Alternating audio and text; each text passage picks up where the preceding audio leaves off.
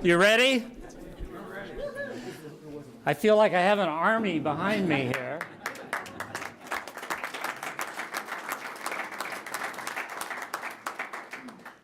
And I feel like I have an army in front of me. And you know what the great thing about that is? It's the same army.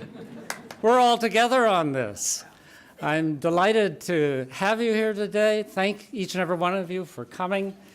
I want to thank the Lincoln Community Foundation for being a host for this event. I don't know if Barb's here this morning or not. Not here? Okay.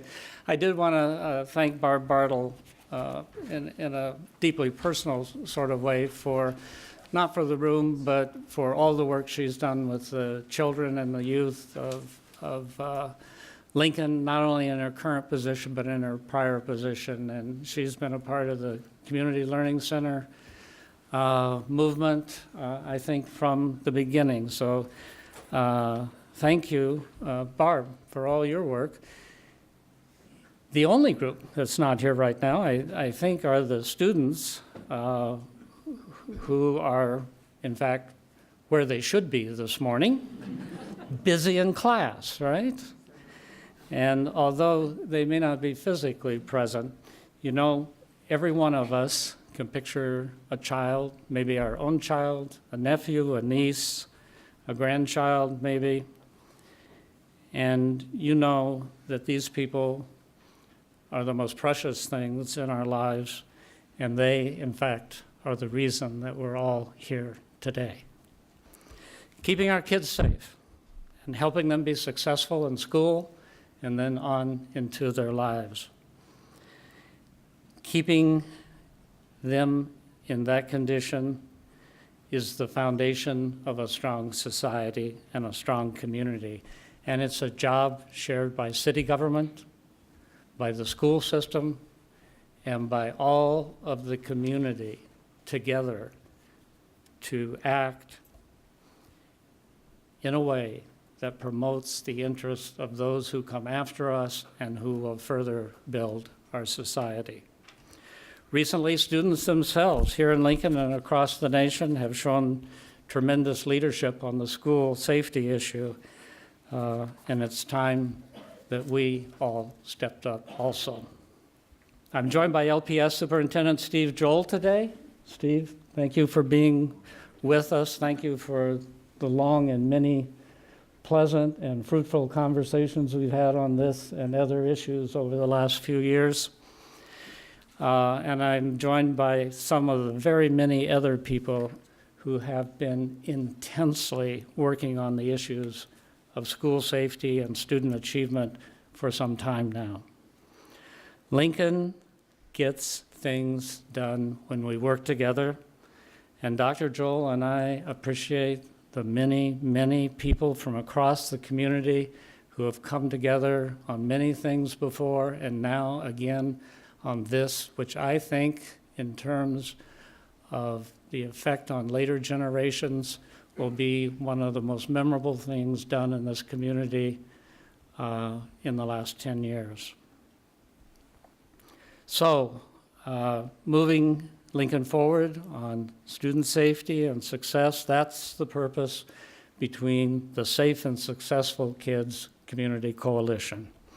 We all agree we must be better prepared to prevent and to respond to the tragic mass casualty event that is a possibility, like the ones we've seen in other parts of the country.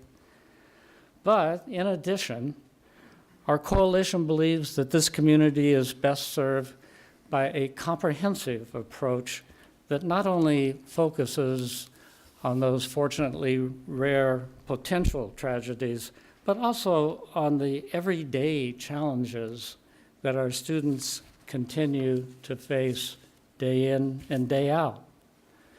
We know, for example, that the earlier a child's mental health needs are addressed, the more likely the child is to succeed. Students are also far more likely to experience violence that doesn't rise to the level of a school shooting, but still distinctly and negatively impacts their lives and their ability to learn. A comprehensive coordinated approach helps us in all these different situations. Many in the public are asking us to provide additional resource officers for our kids. Our plan includes these officers as a logical extension of Lincoln's proactive community policing approach, which has been in effect and differentiates us from other communities for many years. But again, issues as complicated as student safety and achievement must be addressed with a more comprehensive, coordinated, long-term approach. So in addition to adding school resource officers, our plans, for example, include a police officer dedicated to threat assessment. It provides for additional mental health services, significant mental health services, and it increases programming funds for our community learning centers. CLCs provide in-school learning opportunities for students during non-school hours, and that's especially important during those after-school hours when we all know kids are at the greatest risk for getting into trouble. We also need to ensure that our efforts can be sustained over the long term, and that's why we've come together as partners and as a community to propose the creation of a joint public agency consisting of 3 school board members and the mayor and 2 council members. It's a collaborative approach, and it's the best way, in our opinion, of ensuring long-term success. The JPA, as it's called, would be able to levy up to 1 cent of property tax. At the same time, the city and LPS share the goal of not raising taxes overall to implement the JPA. The 2 entities will work through their respective budget processes coming forth in the summer with the intent of lowering the tax rates there. Together, we will strive to ensure citizens do not experience or see an overall increase in their property tax levy to fund these critical safety and student achievement services.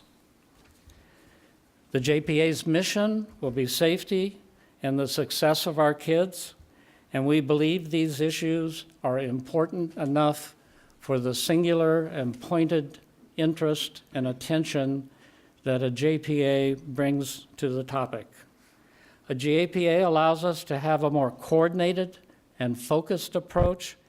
It decreases the potential for service gaps and redundancies, and it increases transparency and accountability. I want to emphasize that. It increases transparency and accountability, as the JPA's decisions will receive a much higher level of attention and scrutiny from the public, and that's okay.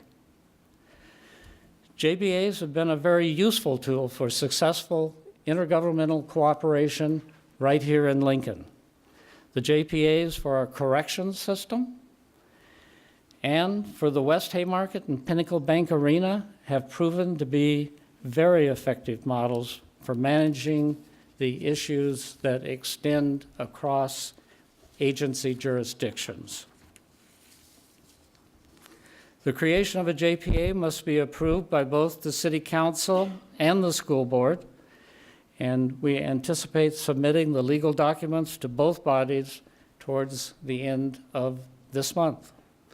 So today is just the beginning of the broader public discussion. We share a common goal. We all want to do what's best for the kids. So let's all work together for real solutions for the long-term future. So with that, I want to ask my friend, Dr. Joel, to come up and speak next, and then we'll hear from others. Dr. Joel?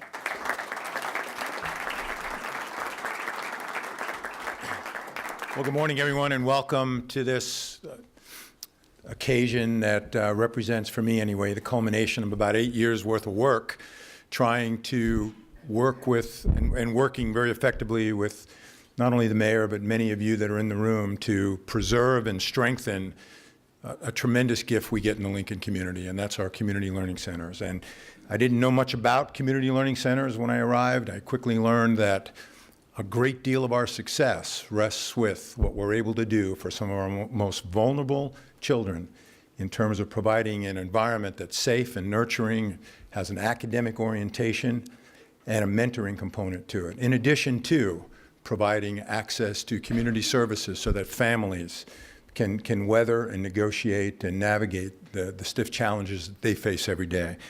So Lincoln Public Schools is very, very grateful for this conversation. And we're also very grateful to a community that cares so deeply about the most valuable commodity any community has, and that's its children. Jamie Vollmer, I often quote, is a noted author, business owner. He's written several books. He's given a multitude of lectures. And the title of what he talks about is Schools Cannot Do It Alone. And the premise of his work is that whenever there is a social issue that a community, a state, a society is confronted with, there's really only one place to turn to try to get that ameliorated and addressed, and that's the schools.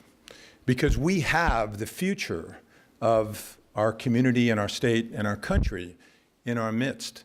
And so I would ask you, as I proceed with my comments, to think about the last 3 or 4 decades and all of the issues that have cropped up in America, whether it's drugs, alcohol, whether it's violence, whether it's attendance, whether it's poverty, whether it's students dealing with all kinds of issues that would make a basic education very difficult. And the programs that we've developed and adopted to be able to address that, to give them a fair shot at success. And it becomes overwhelming. And so what Mr. Vollmer has been advocating is that the only way that we can really do the kind of work that we need to do to bring about the successes that we all want is to work together with a community that recognizes that schools can't do it alone. So thankful to Mayor Beitler. We've met a lot of times over the last 8 years, and intensely for the last several, to really look at CLCs and how can we sustain it. And this opportunity that we have with this JPA is a community-based, widespread solution. And it isn't resting solely on our shoulders, and it really, truly represents broad-based thought and support. So we're excited about the strengthening of the CLCs through the JPA. We believe this is going to put a floor underneath the grants that are beginning to dissipate, that we've been relying so heavily upon. It'll open up opportunities for other grants around the country, because now this represents a true community partnership. And we think, again, that when we look at our graduation rate, when we look at our attendance rate, when we look at our student success rate as measured by assessments and other measurements, we know that the community learning centers play a very valuable role. We also appreciate the fact that school resource officers, which are a vital part of our high schools right now and used to be a part of our middle schools, are going to be reinstituted. We have an incredible partnership. We're so blessed to have a high-quality police department led by Chief Blymeister and the folks that preceded him. The relationship between LPD and LPS is strong, and we appreciate very much the relationships that are being built with our young people through our police officers. We believe the SRO program it presents many, many positives, and we think that that will also be a significant part of the success of the work that we do into the future, and we're very, very thankful that we're able to include that in this JPA. LPS is a national leader in school safety. We've done many, many things over the years through a very progressive Board of Education that has taken valuable resources and invested them in secured entrances, in video cameras, in security presence in buildings. We've training for teachers in terms of those kinds of things that we hope never occur but could occur. And we've spent a lot of time in that, but we have gaps.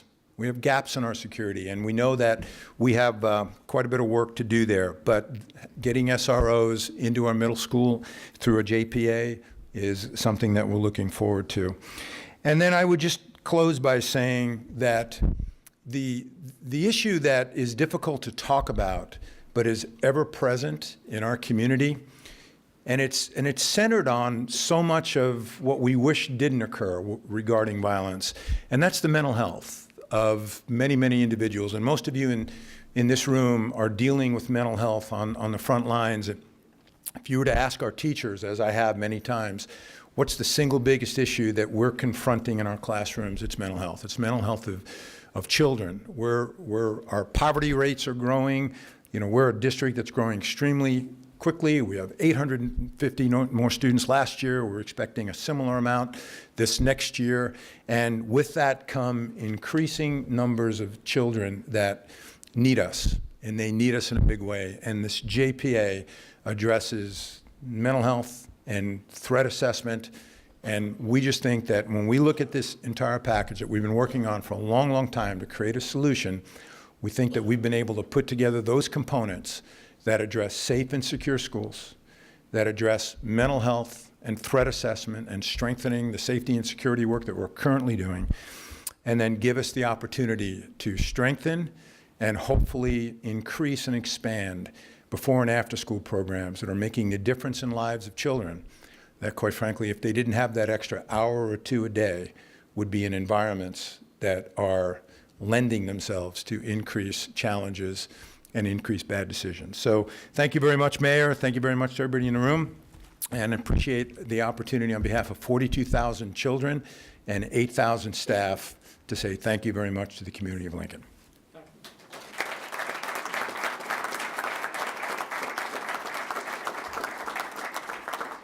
Okay, I'm next going to ask Chief Jeff Bleimeister to come forward. I want to tell you that there's nobody in the city government I have more confidence in this guy. He's a good, tough cop on the one hand. On the other hand, he has compassion. He has the long-term view. He knows that community policing is the way things are done here in Lincoln. So, Jeff, welcome.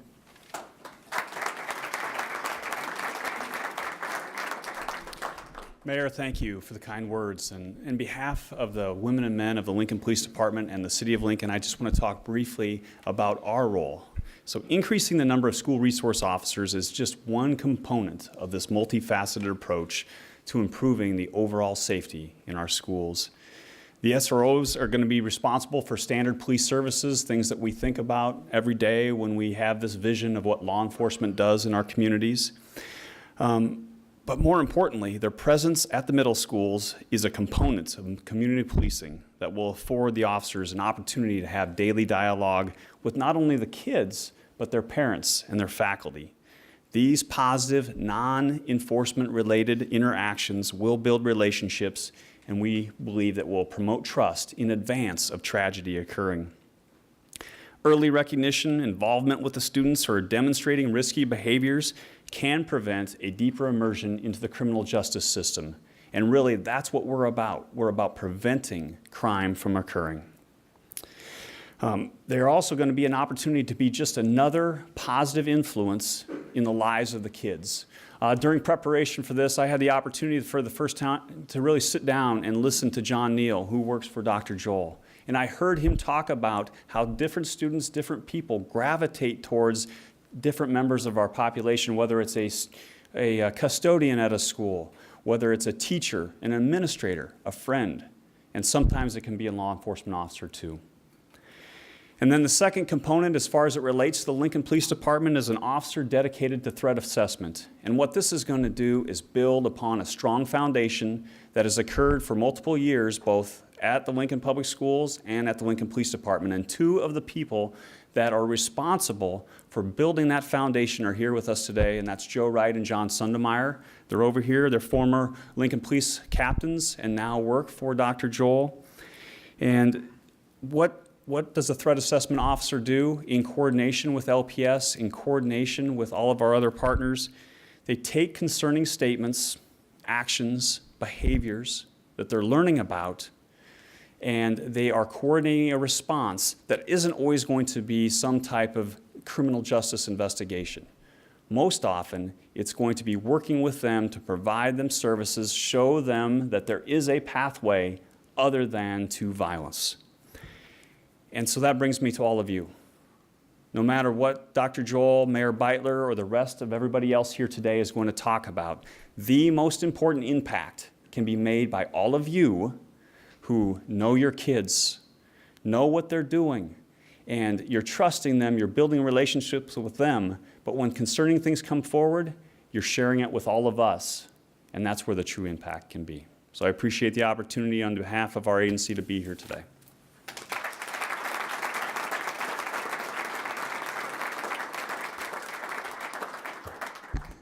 I would next like to invite to the podium former LPS Administrator Marilyn Moore. I think I can speak for a great number of people in this community in saying that there's nobody who's observed more perceptibly what goes on in Lincoln and in our schools and has spoken more intelligently about it over the years than Marilyn Moore, and we're glad to have you here, Marilyn. Thank you. Good morning, everyone. I'm Marilyn Moore, retired from Lincoln Public Schools, mostly retired from Bryan College of Health Sciences, but here today as a member of this community, as most of you are. A member of this community who cares deeply about our children, who cares deeply about our institutions, and who knows that we can work together to make things better, because we have so many examples of that in our history and in our present life as a community member. So I'm very honored to be asked to be here today. All of you represent all of this community, people who care about our children and people who want lives to be safe and successful for them every day. And while I've retired from LPS, I don't leave behind memories of many, many moments in those years, moments of great success. It was just extraordinary opportunity to be with teachers and principals and other staff members and students who were successful, and we celebrated those successes over and over and over again. There were also moments that were really frightening. I remember being in a high school that was already in a lockdown situation because of a concern in the building, and then a phone call came in that there was a man with a gun in the building, and that raised that level of terror to another whole level. I was so glad that sitting in that office with the principal and me and a couple of other administrators was that school's school resource officer who had skills and training and judgment and experience that none of us brought to that table, and who helped all of us be much better decision makers.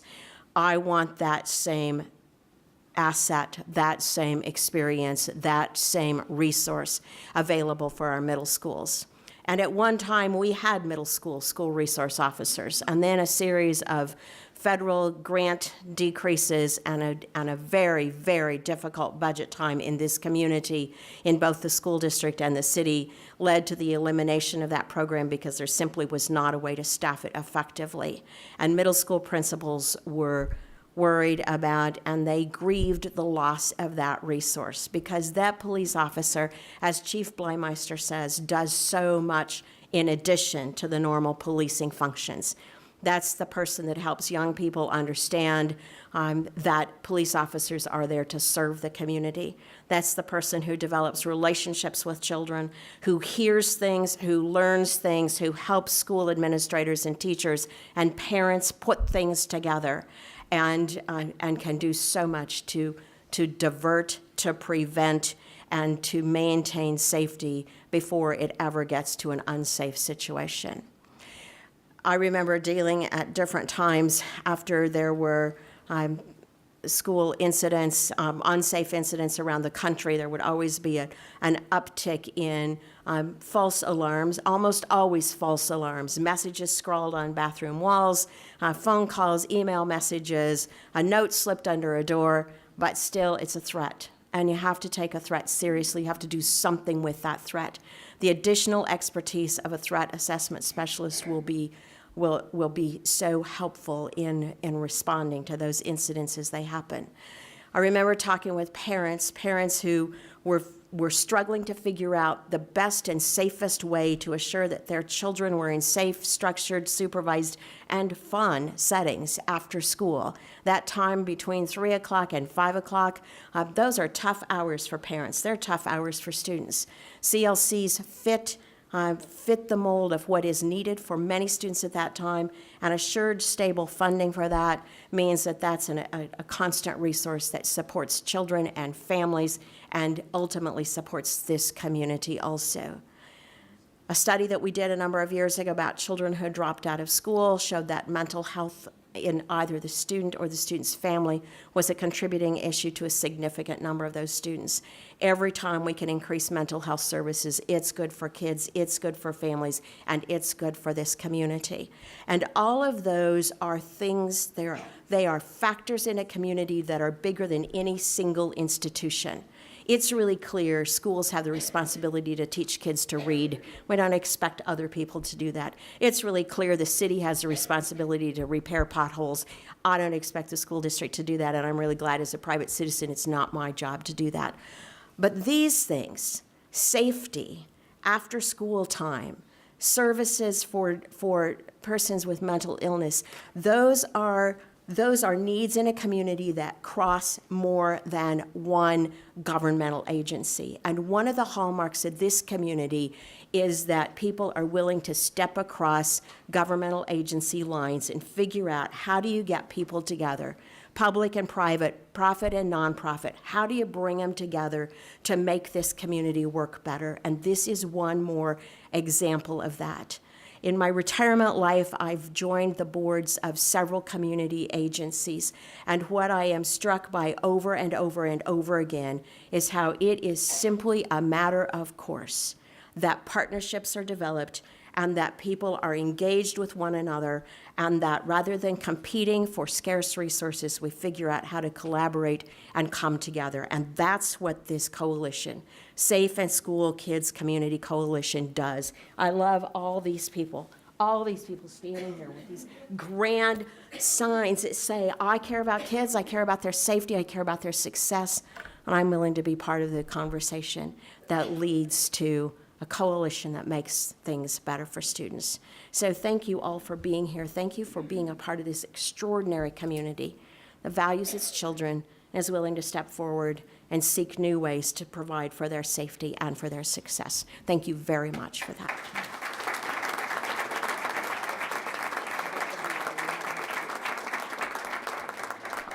I would next like to introduce Corey Raymond, who is with Parents United. You know, the great thing about America, one of the great things about America, is the fact that from time to time and place to place, people get impatient with their government. And they get together with private groups of people and they start talking about what they don't think is right. It's a great thing. This guy's part of the current generation of citizens speaking up. Please.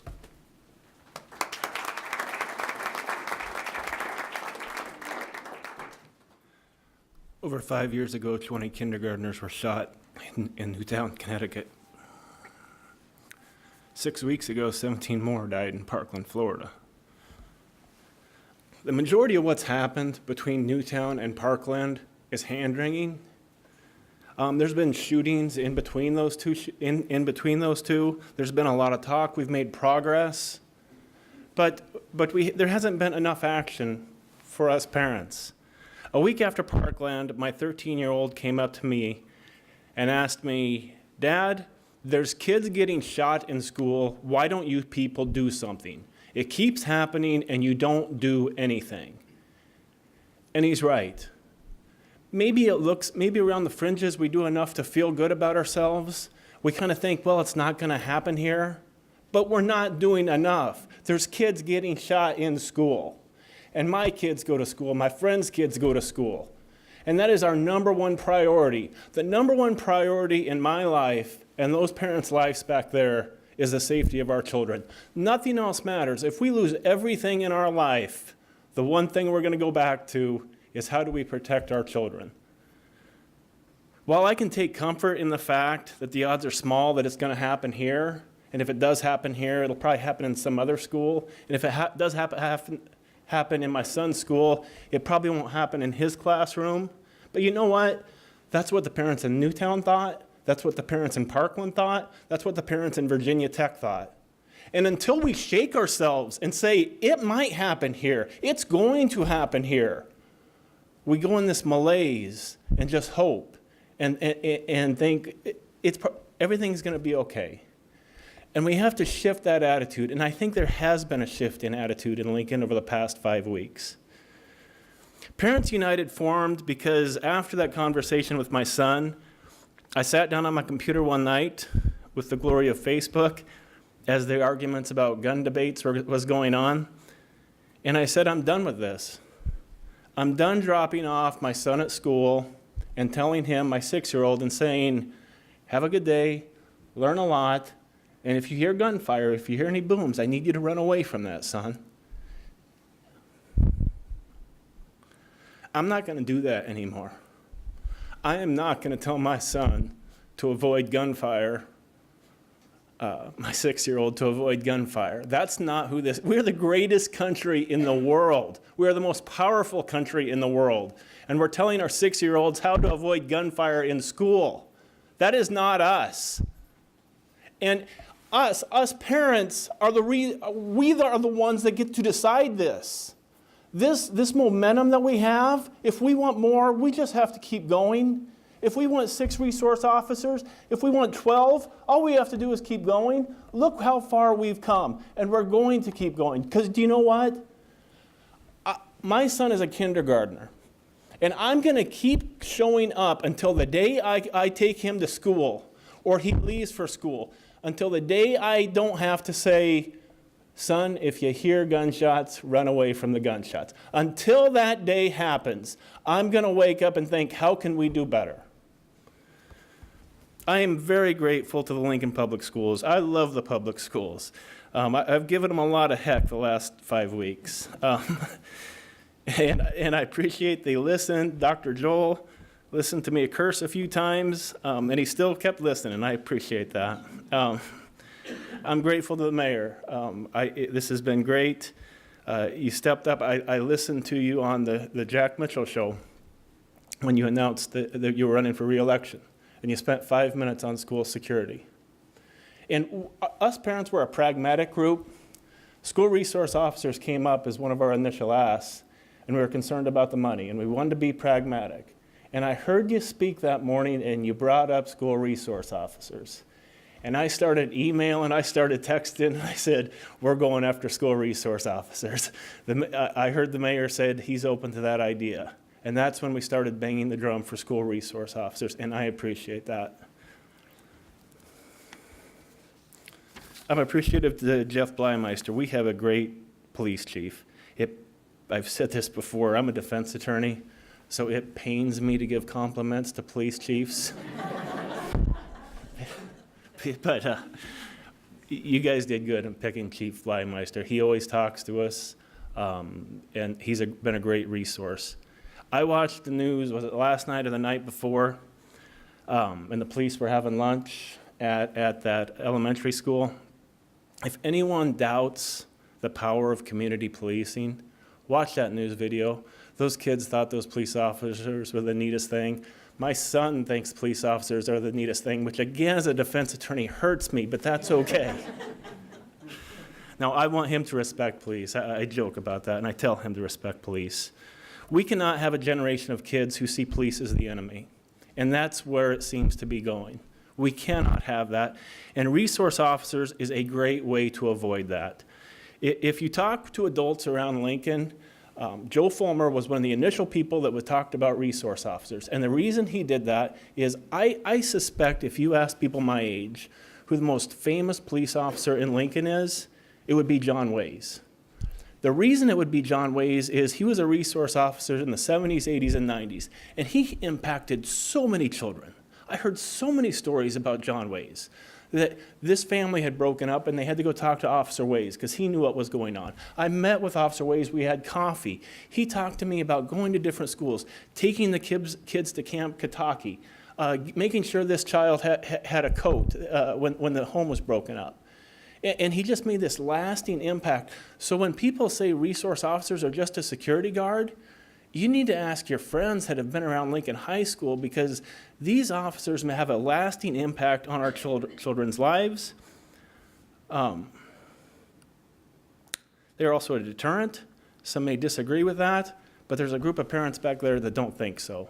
And that's the most important people around here, are the parents of this community. And if there is an active shooter, they are the first police officer on the scene. You know, I've heard people say it's just a feel-good. They won't be able to do anything. Look at what happened down in Parkland. There was a resource officer that didn't go into the school.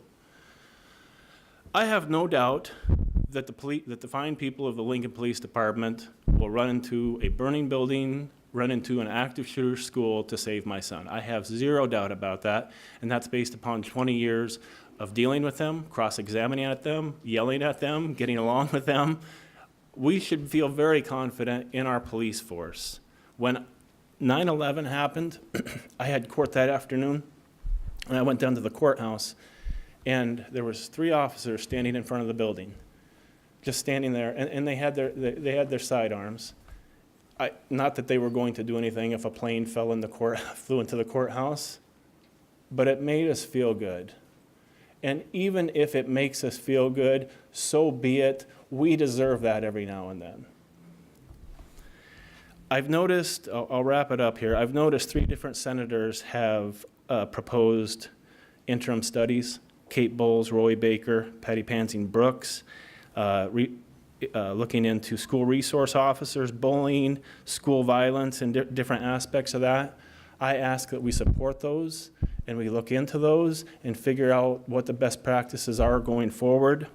Sadly, I know while the interest may wane on this, it will pick back up, because there's going to be another shooting this fall. There's going to be another shooting this spring, probably a couple shootings next spring. So while the interest is going to die, we're still going to be dropping off our kids, and we're still going to be worried about it. And when that next shooting happens, there'll be another wave of attention, and we'll move the ball a couple feet further. While we support everyone's efforts to advance policy that will make our children safer, Parents United is going to press for more.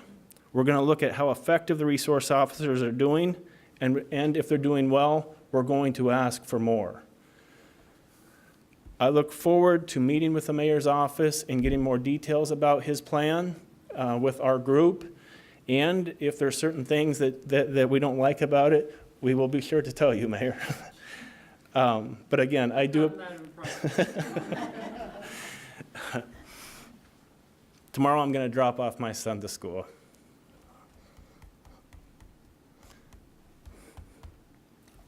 And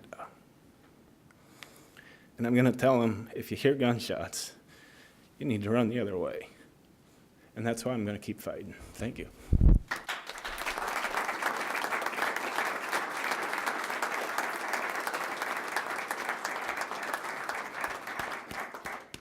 Corey, thank you very much.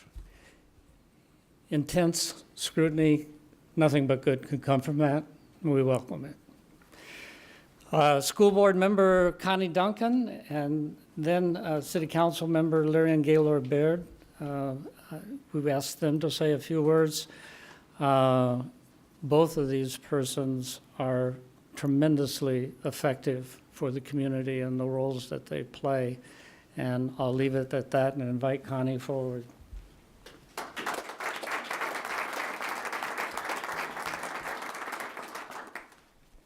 I always forget I'm in my 50s now and I can't really read. I'm not only a member of the Lincoln Public Schools Board of Education, but I'm also a founding board member of the Boys and Girls Club of Lincoln. This club represents a safe and secure place for all students to go before and after their school day. It is a place where students work with certified teachers to complete their homework. They attend clubs that give them leadership skills, college and career readiness, and promote a healthy lifestyle. But most important, they feel safe until their parents can pick them up. Boys and Girls Club is an example of just one of our after-school programs we have in Lincoln Public Schools. Our board has spent the last several months listening to our community about student safety and security. They have told us loudly and clearly that we need to address issues of student safety in a comprehensive manner. I want you to know we hear you and we understand this need. Our community has asked us for school resource officers, threat assessment initiatives, mental health services, and a safe environment for all students before, during, and after school. We cannot do this alone. LPS and the city are responding to the community's request with a solution, a joint public agency. A JPA would create a new political subdivision to address unique challenges that cannot be adequately addressed by subdivisions working independently. We must work together. The JPA would be a comprehensive effort in the form of transparent funding and oversight of proactive, preventative, and protective student safety programs. As a separate subdivision, the Safe and Successful Kids JPA could nurture and foster student safety and success efforts and hold them as its sole focus. By combining the resources of LPS and the city in a new entity, we can help generate greater effectiveness while providing greater efficiencies. While we understand the absolute importance of student security, we also respect our taxpayers. So I assure you, Lincoln Public Schools Board of Education is working with the city to lower our levies in the upcoming budget cycle. Our goal is that our citizens would not see an increase in the tax levy. We need our city and our schools to work together. The Safe and Successful Kids JPA would be a partnership in which the city wraps one arm around our students and LPS wraps another arm around our students. Together, we will wrap our arms around those that need us the most, our most valuable asset, our children. Thank you.